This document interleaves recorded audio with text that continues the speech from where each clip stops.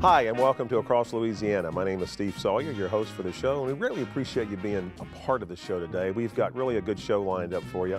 Monica Sylvain, who is with the Posse Foundation, will be our first guest, and she's going to be talking about the Posse Foundation and a little bit about the organization and the successes that they're having. Curry Smith, who is with the Young Leadership Council of New Orleans, is going to join us talking about some of the programs that they're involved in right now over the holidays and also in the upcoming year.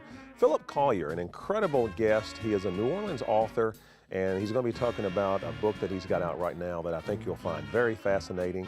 Owen Murphy, who is with the New Orleans Photo Alliance, is here. He's going to be talking about their organization and some of the things they've been doing post-Katrina. And also, we're just very happy to have Mr. Kelly Gibson joining us today. Kelly will be our last guest, and they've got a golf tournament coming up, the Tommy Moore Classic.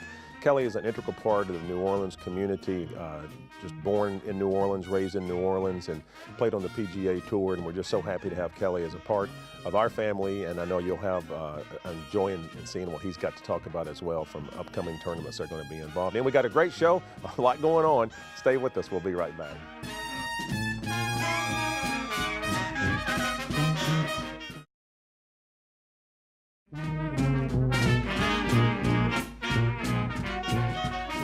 And welcome back to Across Louisiana. So glad you joined us today. Very happy to have Monica Sylvain. Monica is the director of the Posse Foundation of New Orleans, and thanks so much for being here. This is your second time on the show, and we're glad you're back. Yes, thank you so much for having me back, Steve. Let's talk a little bit about the mission of the organization, and I want you to tell the story, because I read this in the bio you sent us. Tell the story of exactly how the Posse Foundation got started. I think that's pretty neat. Yeah, absolutely. It's pretty incredible. So the Posse Foundation got started in 1989, now 25 years ago, when a young man told our president and founder that he never would have dropped out of college if he would have had his posse with him. And back in 1989, that was sort of a hip term. It meant his buddies, his support system. Yeah. So that's became the impetus for the Posse Foundation. That's pretty cool. I like that. So talk about the mission of the organization for our audience that didn't see the first show. We can tell a bit about what you do and some of your goals and everything. Absolutely. So a Posse exists to provide a higher education access to urban youth. Provide them with the support to be successful in college because they go as a team of 10 or a posse to support each other, and then provide them with career opportunities so they can become leaders in the workforce. Now, you've got an awards ceremony coming up, I believe on January the 2nd. Tell us a little bit about that. Yes, so we're in the process of selecting our third cohorts for Posse, and on January 2nd we'll have our third annual award ceremony at the Stage Door Canteen at the National World War II Museum from 7 to 9 p.m. Oh, what a neat place as well. Yeah, it's a wonderful place. We've had it there for the past 2 years.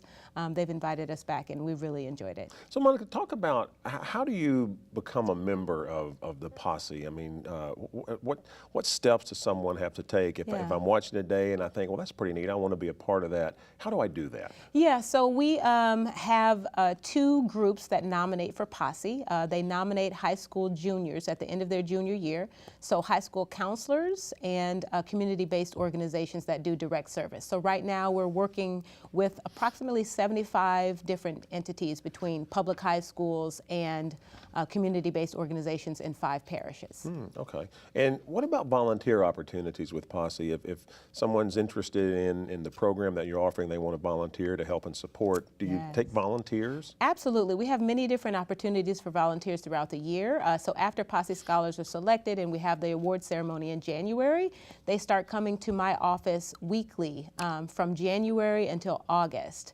So during that time, we also have a writing program. And so we're looking for professionals in the community to serve as a volunteer writing coach for each Posse Scholar. Oh, that's great. So your website is www.possefoundation.org. We'll put that on the screen. Yep. All the information about Posse can be found on the website. Absolutely. You can contact the Posse New Orleans site from the website, or you can call us at 208-5595. Okay, well, Monica, thank you so much for being on the show today. Best of success. We always love having you on the show. Great. Please come back and tell us about the awards ceremony and how that went. We'd love to hear you and have you come back. Okay, fantastic. Thank you so much, Steve. And we're going to take a break, and when we come back, Curry Smith will be with us. Curry is with the Young Leadership Council of New Orleans. Stay with us. We'll be right back.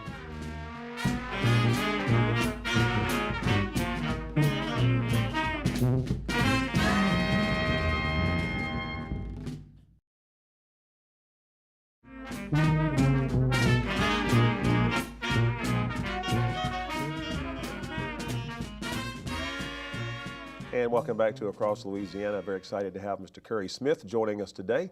Curry is the director of the Young Leadership Council of New Orleans, the executive director. Curry, welcome to the show. I believe it's your first time to be on the show. It sure is. Thanks for having me, Steve. Here. Appreciate it.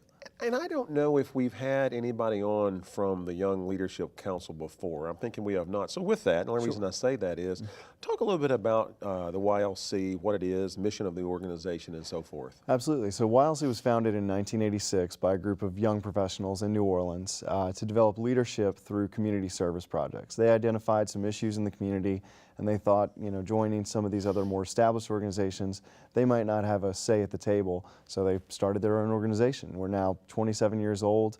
We have a number of projects over the years that I think people will be familiar with. Lighting the bridge lights on the Crescent City Connection. That was one of our earliest campaigns. We did that in 1989. In the early 90s, started the Proud to Call It Home. I'm sure you see bumper stickers all over the place. And YLC started that? We sure did. I didn't realize we sure did. And then one of the bigger projects we do now is Wednesday at the Square, the concert series in the spring at Lafayette Square downtown. I know that because I heard it on the radio on my way over to the studio. Perfect.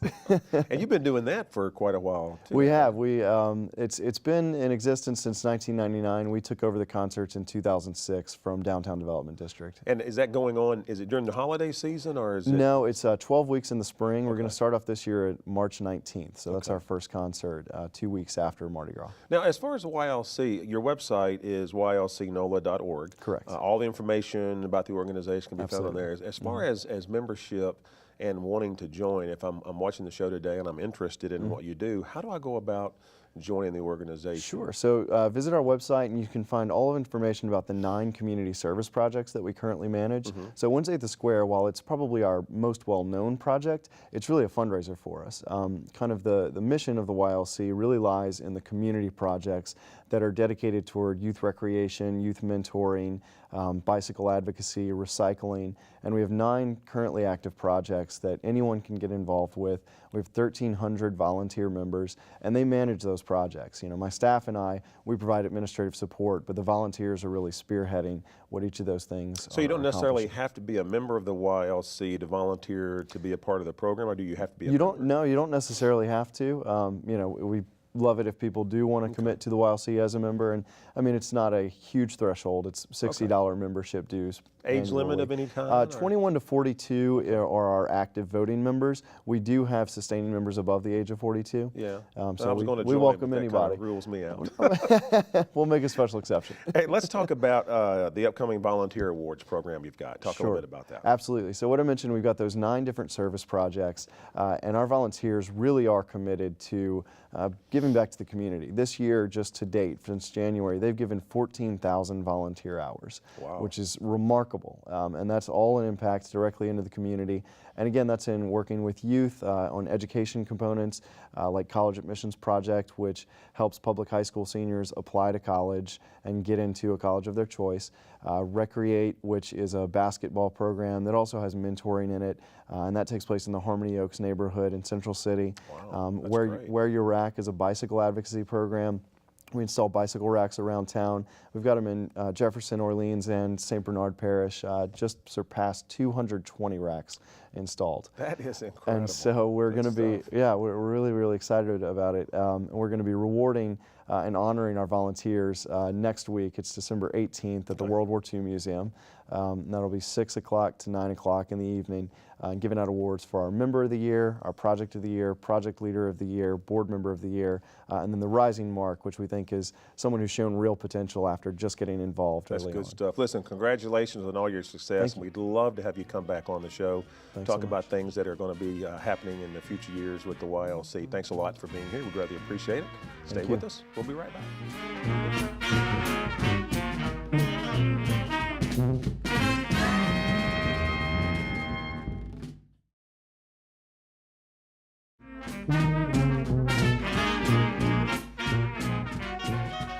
And welcome back to Across Louisiana. Again, I'm glad you joined us today. We have got probably one of the most interesting guests I think we've had on the show all year. He's a New Orleans author, graphic designer, Mr. Phillip Collier. Phillip, so nice to meet you. Just a great conversation we were having before the interview. Your book is Making New Orleans Past and Present. I mean, what a fascinating name for a book, number one. You're the author of the book, and I believe you said this was the third book you've written? Third book. I did a book. My first book was Missing New Orleans, and I had a cocktail history book called Mixing New Orleans, and this is my third book. Oh, maybe we got to have you back on the show and bring the mixing book. Yeah, there we go. There we go. So, Missing New Orleans, was that based on your being here, leaving, and coming back, or? No, it actually was a book about landmarks in New Orleans that are missing or not here anymore. And it came out. It was actually at the printer when Katrina hit. Oh. And we actually came back a few months after Katrina and printed it. And So a lot of people think it was a Katrina book. It wasn't. But it's not. Yeah. Well, let's talk about this book, Making New Orleans, because fascinating subject, and I'll let you get into what the book is about. Sure. Well, I'm a graphic designer. I love labels. I love typography. So I'd seen all these beautiful labels from New Orleans products over the years doing my other books. So it started out as a label book, but the more I got into it, I found out that New Orleans actually used to be a manufacturing center. You know, it's not anymore, but it was. In 1926, there were 1,200 factories in New Orleans. That's incredible. Yeah, no, it is incredible. And it was the center of transportation. We all know that and everything. And all these raw products were coming into New Orleans, and just people had factories, cotton, molasses, sugar, you know, whatever. So yeah, it was something else. So the book dates back to industries that were here in 1929. I mean, have you got photographs and right? It's full of old labels, products, and a lot of. I mean, if you're a New Orleans native, you're going to recognize a lot of them. And it goes all the way up to the future. I mean, it's the companies that are still here, and also we have since Katrina. You know, we have a lot of new people living here, and we have a lot of new businesses that have popped up. Yeah, and they're in here. What gave you the idea for a book like this? I know you mentioned that you're a graphic designer and everything. I mean, I'm sure something like this is going to take some time to put together because of the history and so forth. Right. Well, I'm just always amazed. We were talking about before we went on air that we're both not from New Orleans. We've been here a long time. I'm just always amazed by New Orleans, the history of it. I mean, it has such a rich history, and this is something I don't think has been hit on too much, about how many products were actually made in New Orleans. I think, I mean, I would have guessed because of back in the early 1900s, because New Orleans being the port and everything, there would have been a lot of industry like that here, but you just don't think about that anymore with the current New Orleans. I think that's fascinating. The book can be purchased at any bookstore? Should be at just about every bookstore in New Orleans, and on my website, phillipcollierdesigns.com. The other two books are on there as well? One of them, the Mixing New Orleans, out of print, but Missing New Orleans still available. Okay, I love things like that. I'm going to have to go online and see if I can find that. Phillip, thank you so much for taking time to be on the show. Any ideas for a fourth book that you can tell us? Or I do have one, but I can't give that away yet. Really, well, we'll wait and have you come back on the show. But it has to do with New Orleans. That's great. Phillip, happy holidays to you, and best of success on your fourth book. Again, it's Making New Orleans. Fascinating book. Thanks, Phillip, for coming in and talking about that. Make a great gift for the holiday season. Stay with us. We'll be right back.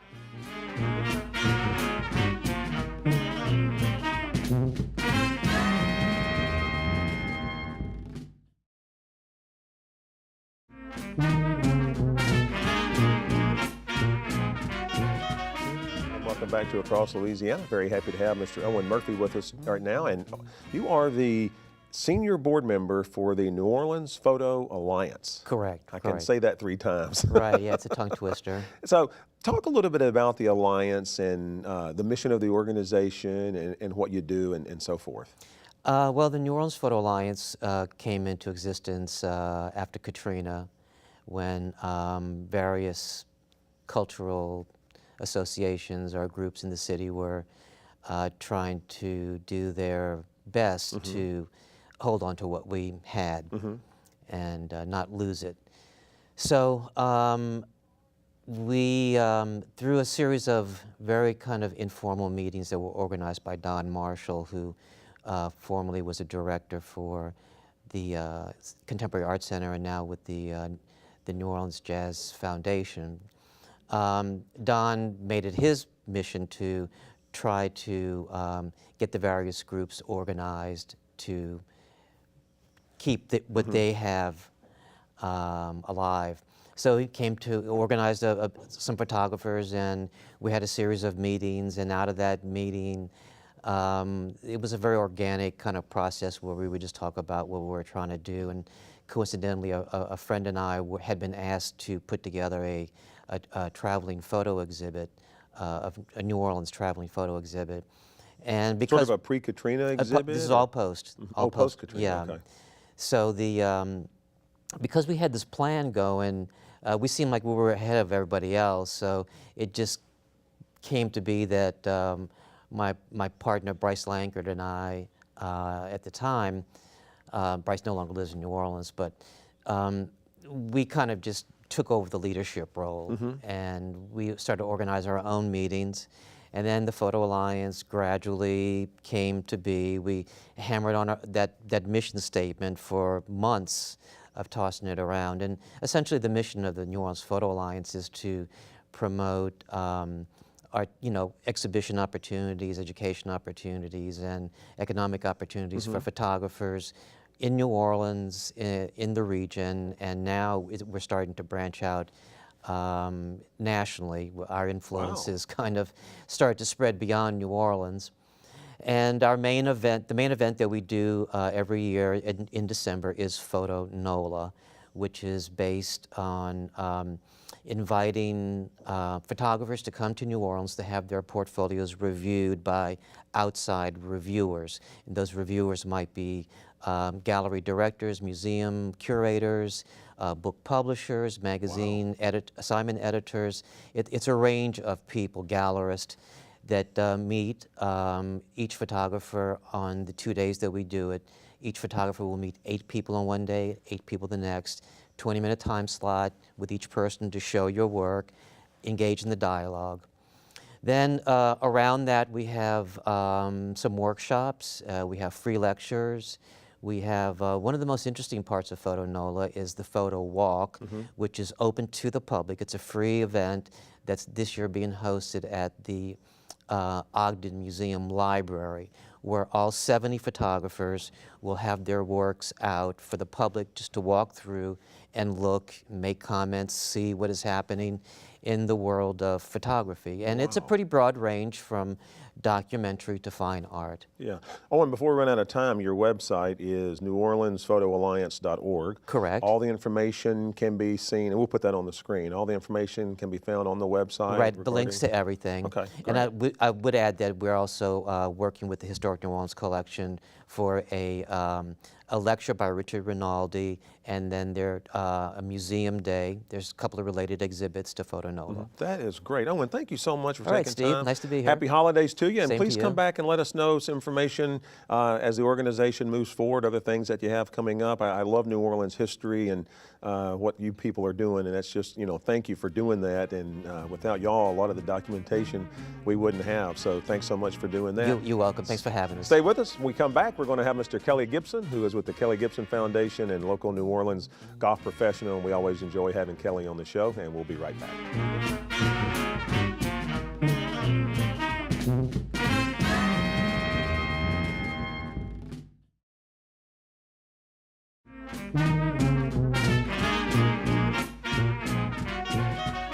And welcome back to Across Louisiana. It's always a treat for us to have our good friend, Mr. Kelly Gibson. Kelly, local PGA golf pro, professional, and has his own foundation, the Kelly Gibson Foundation. And Kelly, congratulations, first of all, on all the success of the foundation. You're just doing such a wonderful job in this community.